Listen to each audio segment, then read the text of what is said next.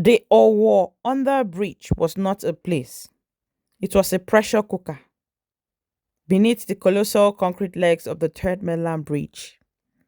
Lived a community fueled by desperation, ambition, and relentless, suffocating heat of Lagos. In this chaotic realm, the name Chike held weight, not the weight of power, but of necessity. Chike, known on the streets simply as the pharmacist, wasn't selling cures, he was selling relief. At 24, he was lean, perpetually watchful, and possessed of a chilling calm. His pharmacy was a cooler box tucked behind an illegal mechanic workshop, stocked with everything from tramadol to codeine syrup. He financed his mother's small roadside mama put food store and put his younger sister Ada through a cramped private school in his area with his earnings. Chike didn't use drugs.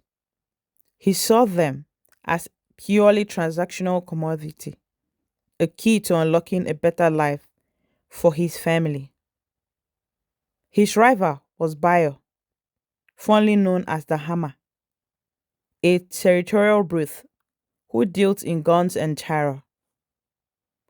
Bayo wanted the drug trade, Chike stopped, and the respect that came with it. The attention was a tight silent wire running across the ghetto. The turning point came not with a gunshot, but with a book. One evening, Chike found his sister Ada weeping behind the store. Her school fees were due, and she had been sent home. But Ada wasn't crying over the fees. She showed Chike a rejection letter from the University of Lagos. She had passed the entrance exam but failed to secure admission because they couldn't afford the supplementary fee. The common bribe, she whispered, necessary to claim her slot. Ada, the bright star of their family, their broke family, held the damn letter in her hand and said, within her voice with defeat, Chike, I don't want to sell stew by the gutter forever. I want to be an architect. Give me the chance. That night, the pharmacist made a decision that moved him from hustler to high stakes player. He needed more than profit, he needed a windfall. He heard whispers of a massive shipment of counterfeit malaria drugs, worth a fortune on the black market, that had been temporarily stored in the warehouse near the dock before a police raid. Chike knew he had to beat Bayo's crew to the score. Chike didn't trust anyone, but in the ghetto, he couldn't move alone. He approached Kofo, a respected old street mechanic, who was a legendary safe cracker. Kofo, with his calm eyes and missing fingers, agreed for a cut large enough to set him up with his own legitimate shop. The warehouse heist was cinematic under the cover of the dark diesel fumes and the thrum of generators. Chike and Kofo neutralized a single weary security guard. Kofo's hands, surprisingly gentle, danced over the lock, and the steel door sighed open. Inside, rows upon rows of packed illegal drugs gleamed under the emergency light. They worked fast, loading cartons into a stolen rickety van. As they drove away, a familiar bone jarring motorcycle engine rolled up beside them. It was Bayo, the hammer, and two of his thugs. They had been tipped off. The chase was brutal, short and ended in a dark alley off a major highway. Chike and Kofo abandoned the van, scrambling onto a rusty fence as Kofo gripped the chain link to climb. Bayo's voice, a gravelly snare, cut through the night. Kofo, you think the apprentice outruns the master? Kofo froze. In a devastating flash of realization, Chike understood. Kofo was Bayo's informant. The legendary safecracker had deliberately drawn Chike into an ambush, lured by a larger promise out from the hammer. Bayo stepped closer, holding a glinting machete. Give him the box. Kofo, you earned your freedom. He earned a lesson. In a final act of self-preservation, Kofo shoved the heavy cooler box of drugs, Chike's entire score, into Chike's hands. Run, pharmacist, he screamed, knowing he was sacrificing himself.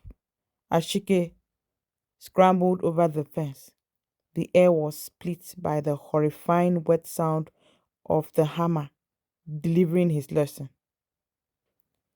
Chike ran, adrenaline turning the cooler box to air, the horrific sound of Kufuor's feet hammering behind him. He finally collapsed in a desolate, abandoned market store near his mother's shop, covered in dust and Kufuor's blood. He had the drugs, the whole damn shipment. The next morning, his mind was cold still. He moved the drugs, secured Ada's admission with the bribed money, and paid for his mother's store renovation, making it look respectable. He was no longer the pharmacist. He was a financer. But the cost was too high. He was now a target, and he was alone. He waited for 3 days. On the fourth day, Bayo found him. Bayo didn't come with a crowd. He came alone, walking straight towards Chike's sk- new storage spot. He was calm, terrifying so, with a fresh, clean scar running across his cheek where Kufuor's desperation had caught him. You stole my goods, pharmacist, Bayo said, his voice flat. And you cost me a good finger. You know the debt. Chike didn't argue. He pulled out a small, heavy pouch and tossed it at Bayo's feet. It was filled with crisp naira notes, more money than the stolen drugs were even worth. Bayo looked down, surprised. What is this? Chike met his guess, his eyes dead and unblinking. That is your retirement fund. Bayo, I am out of the drug trade. I am an importer now, and I am buying your silence. Bayo laughed, a harsh, rusty sound. You think money buys me off? Chike took a step closer, speaking with measured intensity of a man who had seen hell and decided to run the place. No, but what you owe me, that's what keeps you silent. He revealed his final devastating card. He had secretly filmed Kofo's betrayal and Bayo's subsequent act. You killed your own man. The whole ghetto knows who you are. A betrayer, Bayo.